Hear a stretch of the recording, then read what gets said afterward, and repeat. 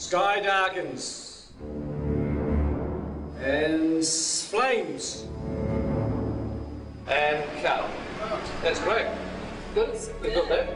That's Fabo. Fabo. Thank you very, very much. Yay! That's the one. Hey, well, thank you very much, everybody, for a great first block. And have a great break. Everyone's having a break, and we will see you back here soon enough. Ladies and gentlemen of the second unit, that is a wrap on block 1.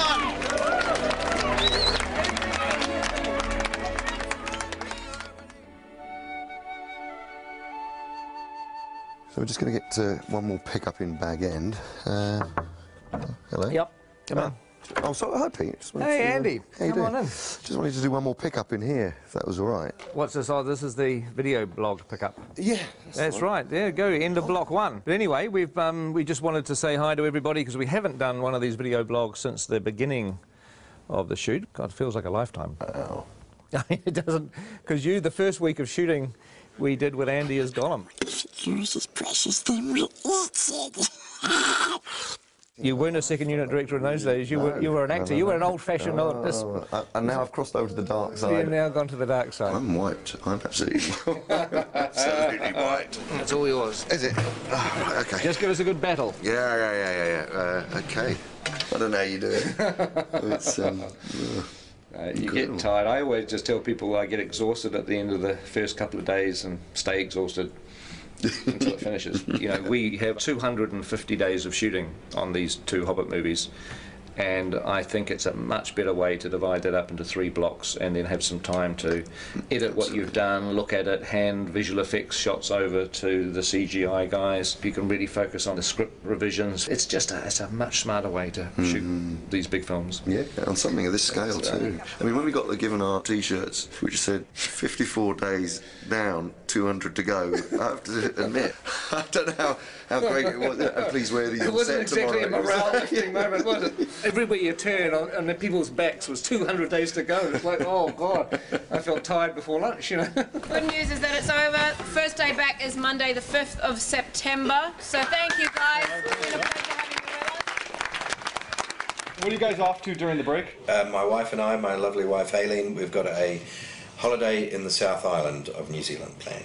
And my lovely, gorgeous wife Nicole and I are just going to work on the house. I'm leaving shortly after talking to you for London, which is a long journey, by plane, and once there I immediately go into production of a play I'm going to do by Eduardo de Filippo. I'm going to America, to Pebble Beach, in a week to play some golf. Work on my tan so that I can really freak the makeup people out when I come back. I'm having a break.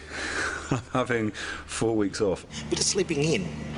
My favourite hobby. First, we're going to Australia to see our eldest daughter. I'm going to run a marathon. I'm going to attempt to sort of write and record a bit of a psychedelic sludge rock album. Hitting the fabric shops in central London. I go home to Thailand tomorrow. To Barcelona. To meet Doctor Who fans from Spain. Bali for 11 days. London and Paris to see friends. Manhattan Beach, because it's the closest beach to the airport. I haven't been home for the last 3 years, back in Belgium, so my mum is cracking the whip. And then I'm going to Vegas and spend all my hard-earned cash. Do some more swimming and lots of golf. Probably get a little bit drunk, a little bit on a holiday. Oh, I'm looking forward to going back with mates and getting on the drink, where I'm not going to get a bad reputation because they already know what I'm like. And now I'm going back to Ireland to see my family and see some of my mates in Belfast for a quiet little weekend. I hope no one phones me for about 3 weeks at least. Hopefully come back totally refreshed and ready to rock in the next lot. What are you doing on break, Andy? Well, I'm going back home to maybe have a little bit of time off to go on holiday with the family, and then really, before you know it, I'll be back. It's weird because you get to this point when you're at the end of a block of shooting and it sort of almost feels like you're going on vacation, but it's not, because on Monday morning I'm in the cutting room editing, and I've got to have meetings with Alan and John and Dan about designing stuff for the second block, and with Richard Taylor about all the things he has to build. So in some respects I'm back into pre-production again, but also I'm in post-production because I'm editing. Plus we're in production because we're shooting these movies. So it's sort of like being in pre-production, production and post-production all at the same time. It kind of gets a bit screwy. But before I get to do any of that, I've got to jump on a plane tomorrow morning and go location scouting down the South Island. So we'll take some good pictures. Yeah, I will. I'll take some good pictures.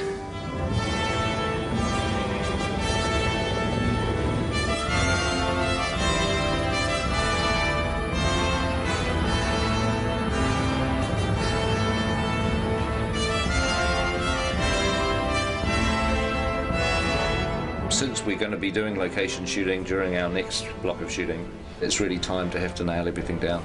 Well, on the recce there'll be, it's usually about 17 of us that go. We get around in 5 helicopters usually. It's quite a spectacle when we turn up. Peter, Caro, Zane, Bridget, Andrew, Dan Henner, Simon Bright, art director, Steve Ingram, John Howe, Alan Lee, Eric Sandin, we're Tony Keddy, the grip, Reg Garside, gaffer, myself, location scout Dave Comme joins us, and Peter's assistant Sebastian, the ever faithful Sebastian's there. Here on the mountains I put my hand out and a cup of tea slides into it. That's what we like. There's even a Starbucks up here in the Southern Alps. Slippery, hard to walk and juggle a cup of tea at the same time on this sort of... I know, it's no mean feat.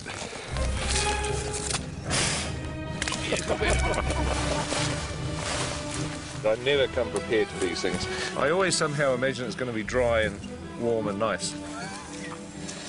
At least it's not raining.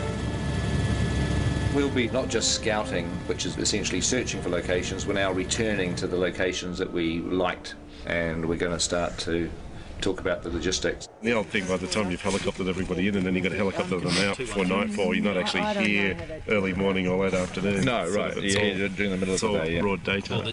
Yep. Unless you camp out here. Well, that just, yeah. On set, we are allowing approximately half a rugby field for the essential equipment trucks, and then our marquees, crew parking, and also unit-based parking, which is where all our makeup and costume facilities are. If you make a path along the edge of the swamp in this... In essence, we need to create space for 2 rugby fields of equipment.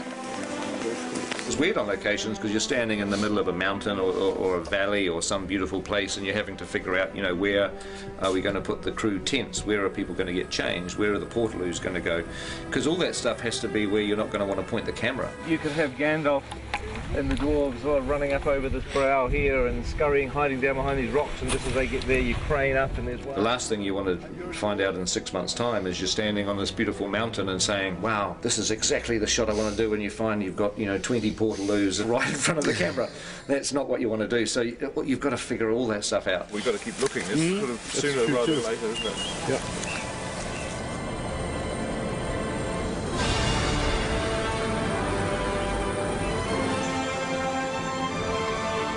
We'll be flying, I don't know, maybe 30 locations, some locations probably. We're shooting locations around the Mackenzie country, around wilder landscapes below Mount Cook. And we will also be shooting around Dunedin Way, more beautiful stone, rock, you know, wild country, and that's quite exciting because it's an area of Middle Earth we haven't visited before. That big rock could be part of a house, couldn't it? Yeah. Where we're scouting presently for the edge of Mirkwood and the Anduin grasslands is south of Queenstown. It's pretty incredible. And shooting that? We're still searching and trying to work out how we're going to shoot Lonely Mountain, Misty Mountain parts. Lonely Mountain should be by itself, but you can look over in that direction there. There's still a few rivers that we're scouting for. Yeah, I think we're getting pretty close to photographing every decent river in New Zealand now. It would be quite funny to have 13 barrels all in the middle of this thing. Yeah, with the guy shouting, come on, get on with it. Come on, move ahead, get on, go faster. Is it a floater? It's quite heavy.